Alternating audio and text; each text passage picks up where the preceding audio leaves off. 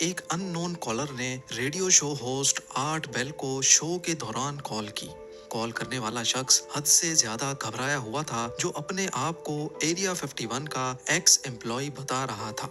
اس شخص نے آرٹ بیل کو ایریا 51 سے متعلق چند حیرت انگیز راز بتانا ابھی شروع ہی کیے تھے کہ اچانک سیٹلائٹ ٹرانسمیشن بند ہو گئی اور اس کالر سے رابطہ ٹوٹ گیا۔ لیکن 7 مہینوں کے بعد اس شخص کی دوبارہ کال آئی۔ زیم ٹی وی کی ویڈیوز میں دنیا طرح طرح کی مسٹریز سے بھری ہوئی ہے۔ یہ مسٹریز کچھ ایسے واقعات، ایسے انسیڈنٹس یا پھر ایسی ڈسکوریز کی وجہ سے پیدا ہوتی ہیں جن پر یقین لانا انسانی دماغ کے بس کی بات نہیں ہوتی۔ اور یہی وجہ ہے کہ آج تک ان مسٹریز کا کوئی سولوشن نہیں نکالا جا سکا۔ آج ہم 5 ایسی ہی مسٹریز کے بارے میں جانیں گے جن کو آج تک سلجھایا نہیں جا سکا۔ Number 5، U S state Nevada میں 7500 اسکوائر کلومیٹر کا ایک ایسا ٹاپ سیکرٹ ایریا ہے جس کو ایریا 51 کہا جاتا ہے۔ یہاں امریکہ کی ایک ایئر فورس بیس ہے جہاں پر یو ایس ملٹری کے کئی راز چھپے ہوئے ہیں، اور اسی وجہ سے اس پورے علاقے کے آس پاس بھٹکنا بھی اللیگل ہے۔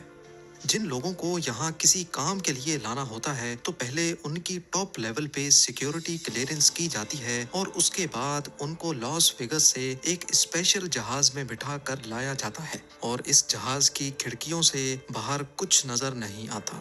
اتنی زیادہ رازداری کی وجہ سے لوگوں میں ایریا 51 کے لیے کئی افواہیں جنم لینے لگیں۔ کئی لوگوں کا ماننا ہے کہ یہاں U S army in U F Os پر ریسرچ کر رہی ہے جو ماضی میں گرے تھے۔ کچھ تھیوریز یہ بھی کہتی ہیں کہ ایریا 51 میں ٹائم ٹریول، ٹیلی ٹرانسپورٹیشن اور ایلینز سے کانٹیکٹ کرنے پر ریسرچ اور ایکسپیریمنٹس کیے جا رہے ہیں۔ حتیٰ کہ کچھ لوگوں کا تو یہ بھی خیال ہے کہ 1969 میں چاند پر لینڈنگ کی شوٹنگ ایریا 51 میں ہی کی گئی تھی۔ ایسا کیا ہے ایریا 51 میں جو امریکہ پچھلے 65 سالوں سے چھپا رہا ہے؟ لوگوں میں ایریا 51 کے لیے کیوریوسٹی تب مزید بڑھ گئی جب 1997 میں ایک ریڈیو شو ہوسٹ آرٹ بیل کو ایک کال آئی۔ کال کرنے والا شخص حد سے زیادہ گھبرایا ہوا تھا، جو اپنے آپ کو ایریا 51 کا امپلائی بتا رہا تھا۔ اس نے آرٹ بیل کو بتایا کہ اس کی جان کو خطرہ ہے اور وہ اب جو کچھ بتانے جا رہا ہے اس کو غور سے سنا جائے۔ اس نے بتایا کہ امریکن گورنمنٹ ہماری دنیا کو بدلنے جا رہی ہے جس میں ہم آج رہتے ہیں۔ اس کا مزید کہنا تھا کہ ایلینز ریئل میں ایگزسٹ کرتے ہیں اور ایریا 51 میں یو ایف اوز کو ریورس انجینئرنگ کر کے ان پر ریسرچ کی جا رہی ہے۔ ابھی وہ شخص اور کچھ بتاتا کہ سیٹلائٹ ٹرانسمیشن بند ہو گئی، جس کی وجہ سے اس شخص سے رابطہ ٹوٹ گیا۔ 7 مہینوں کے بعد اس شخص نے دوبارہ آرٹ بیل کو ریڈیو شو کے دوران کال کی اور بتایا کہ پچھلی والی کال فیک تھی اور اس نے ایک مذاق کیا تھا۔ لیکن اگر پچھلی والی کال فیک تھی تو وہ اتنا گھبرایا ہوا کیوں تھا، اور اگر یہ سچ نہیں تھا تو ٹھیک اسی وقت سیٹلائٹ کیوں بند ہوئی تھی؟ یہ اسٹرینج کال ابھی تک ایک مسٹری بنی ہوئی ہے جس نے ایریا 51 سے متعلق کئی سوالات چھوڑ دی۔ یہ بات ہے سال 2003 کی، جب چلی کے ایٹاکاما ڈیزرٹ سے صرف 6 انچ لمبا ایک ہاتھ کی سائز جتنا ڈھانچہ ملا تھا۔ یہ ڈھانچہ ایٹاکاما ڈیزرٹ کی ایک ویران بستی میں سفید کپڑے میں لپٹا ہوا پایا گیا۔ کیونکہ یہ صرف 6 انچ کا تھا اور اس کی شکل انسانوں سے کافی ہٹ کر تھی، اسی وجہ سے یہ سمجھا جانے لگا کہ یہ ڈھانچہ کسی ایسے ایلین کا ہے جو ارتھ پر آ کر واپس نہیں لوٹ پایا۔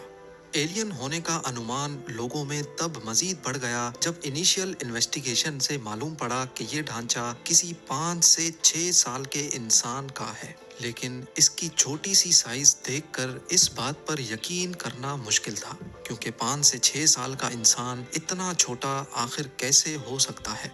ڈھانچہ جس کی تمام ہڈیاں ثابت اور ایک دوسرے سے جڑی ہوئی تھیں، اور حتیٰ کہ اس کے دانت بھی جڑے ہوئے تھے، اس کو اگلے کئی سالوں تک ایلین ہی سمجھا جانے لگا۔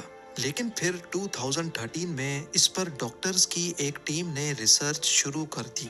ڈی این اے سیمپلز اور ہڈیوں کے کئی سیمپلز لینے کے بعد معلوم پڑا کہ یہ ڈھانچہ قریب 40 سال پرانا ہے، اور یہ کسی ایلین کا نہیں بلکہ یہ انسان کا ہی ڈھانچہ ہے جو شاید اپنے پیدا ہونے سے پہلے ہی کسی وجہ سے مر گیا تھا۔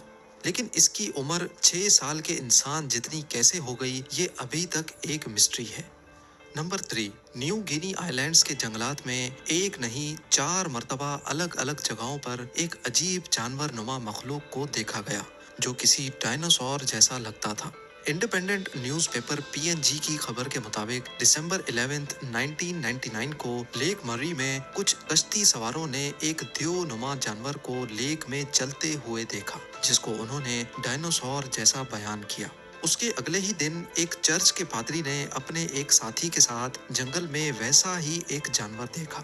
उन्होंने बताया कि वो इतना बड़ा था जितना बड़ा एक डंप ट्रक होता है और वो अपनी दोनों टांगों पे खड़ा होकर दरख्त के पत्ते खा रहा था। उसकी टांगें नारियल के दरख्त जितनी मोटी और उसके दांत इंसान की उंगलियों जितने बड़े थे। इन दोनों वाकयात पर किसी ने ज्यादा ध्यान नहीं दिया, लेकिन फिर 5 सालों के बाद वही सेम जानवर न्यू गिनी के ईस्टर्न आइलैंड पे देखा गया। इस विलेज का नाम रबाउल है जहाँ पे कई लोकल्स ने इस डायनासोर नुमा जानवर को देखा। 3 मीटर लंबा, ग्रे रंग, शक्ल कुत्ते जैसी और पूंछ क्रोकोडाइल जैसी बताई गई। इस खबर ने कई न्यूज एजेंसीज को रिपोर्ट करने पर मजबूर कर दिया और साथ ही गवर्नमेंट ने भी एक सर्च पार्टी बना डाली।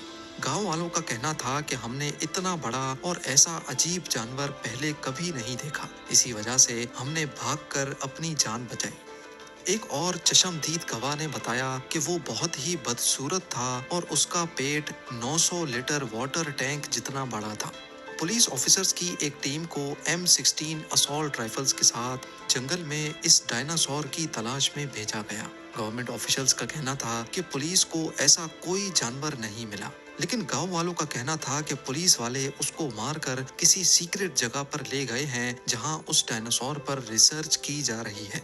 जैसा गांव वालों ने उसका होलिया बताया था, वैसा ही एक डायनासोर इग्वानाडॉन के नाम से जाना जाता था। ये प्लांट खाने वाला डायनासोर 6 से 8 टन वजनी और 15 फीट लंबा हुआ करता था। लेकिन इस वाक़े की असल हकीकत आज तक एक मिस्ट्री बनी हुई है। नंबर 2, कुछ लोगों के लिए ये जहन्नम का दरवाजा है, लेकिन साइंस इसको क्रेटर कहती है। नाम चाहे इसका कुछ भी हो, लेकिन इस बात में कोई शक नहीं कि ये क्रेटर दिन ब दिन बड़ा होता जा रहा है। रशिया में वाक़े बटागाइका क्रेटर ईस्टर्न साइबेरिया में मौजूद है, जो दुनिया का सबसे बड़ा क्रेटर है। इसकी खास बात यह है कि ये हर साल 30 मीटर तक अपने आप बड़ा हो जाता है। फिलवक्त इसकी लंबाई 1 किलोमीटर और गहराई 282 फीट है, लेकिन सैटेलाइट इमेज के जरिए ये देखा गया कि 1991 में ये आधे किलोमीटर जितना लंबा था और उसके बाद बढ़ते बढ़ते 2018 में इसकी लंबाई 0.65 किलोमीटर या फिर 650 मीटर्स तक रिकॉर्ड की गई। लोकल्स का मानना है कि इस क्रेटर के अंदर से अजीब अजीब आवाजें सुनाई देती हैं, जैसा कि कुछ गलत होने वाला है, और इसी वजह से इसका नाम जहन्नम का दरवाजा या फिर डोर टू हेल रख दिया गया है। लेकिन साइंसदानों का मानना है कि ग्लोबल वार्मिंग की वजह से अर्थ का ये हिस्सा मेल्ट हो रहा है, जो पिछले लाखों सालों से फ्रोजन कंडीशन में था। पर आज भी इस क्रेटर को बड़ी खौफ की निगाहों से देखा जाता है। और अब नंबर 1, 1920 में एक कमर्शियल जहाज पेरू के ऊपर से गुजर रहा था, तभी पायलट ने जमीन पर अजीबो गरीब फिगर्स बनी हुई देखी। ये फिगर्स जमीन के इतने बड़े एरिया पर फैली हुई हैं कि जमीन पर रहकर इनका अंदाजा लगाना नामुमकिन है। नेज़का लाइंस के नाम से पहचानी जाने वाली ये फिगर्स पेरू में 200 मील के एरिया पर फैली हुई हैं। कुछ पहाड़ों के ऊपर बनी हैं तो कुछ को फ्लैट सरफेस पे देखा जा सकता है। जियोमेट्रिक शेप से लेकर यहाँ जानवरों और परिंदों के स्केचेस भी देखने को मिलते हैं, जिनमें से कई फुटबॉल फील्ड्स जितने बड़े हैं। अभी तक टोटल 24 शेप्स इस एरिया से ढूंढी जा चुकी हैं और शायद कई अभी तक हमारी नजरों से ओझल हैं। आर्कियोलॉजिस्ट का मानना है कि इनमें से कई स्केचेस को 2 से 2,500 साल पहले बनाया गया था, लेकिन इनको बनाने का मकसद क्या था ये अभी तक किसी को भी सही से मालूम नहीं है। और हैरान करने वाली बात तो ये है कि इतने पुराने स्केचेस आज तक नहीं मिट पाए। एक स्वीडिश राइटर ने अपनी बुक में लिखा था कि ये हजारों साल पहले यूएफओस की लैंडिंग साइट्स हुआ करती थी, जिनको यहाँ रहने वाले लोग एलियन गॉड्स माना करते थे। लेकिन कई आर्कियोलॉजिस्ट इस किताब के दावों को मानने से इनकार करते हैं। ان کا ماننا ہے کہ قدیم دور میں ان جیوگلفکس یا پھر اسکیچز کا مقصد یہاں رہنے والے لوگوں کے رسم و رواج سے جڑا تھا۔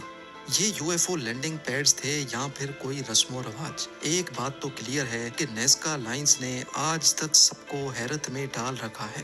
امید ہے